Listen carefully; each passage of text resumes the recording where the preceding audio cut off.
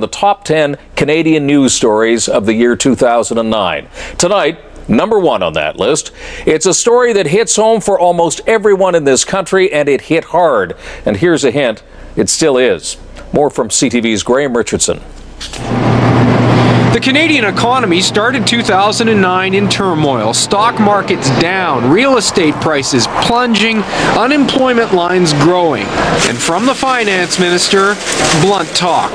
The situation remains critical, and most forecasters, including the IMF, believe we have not yet hit bottom. The government's massive spending budget hurried out the door in January, unveiled a ballooning deficit. Governments around the world pumped public, borrowed money into economies. Big sectors in Canada continued to struggle. Well, the energy sector is hurting and the construction sector hurting. And those are two sectors that had been red hot about a year or 2 years ago. And despair gripped many communities. I can't afford my car anymore. I can't afford my house anymore, and I'm going to have to go bankrupt after I sell my house. The feeling is across the city that, we're tired of losing jobs, and everybody just wants a good job to go to so they can live their life. And it's been really rough. To boost consumer spending, the Bank of Canada set interest rates at historic lows. We have lowered rates aggressively, rapidly. They're down at as low as they can go, 25 basis points. And through all of this, unemployment kept inching higher. Am I working? No.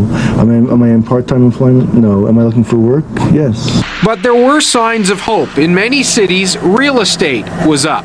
For sure, it's a sign that the worst is over. Declines have stopped. Things have stabilized. And a big part of the story for the Canadian economy this year, things were much worse elsewhere. What stood out for me over and over was the resilience in the Canadian economy relative to the astonishing lack of resilience in the U.S. economy. Stock market gains held through most of the year. Technically, the recession was over months ago. But for most of 2009, for many Canadians, it certainly didn't feel that way. Graham Richardson, CTV News, Ottawa. And when we return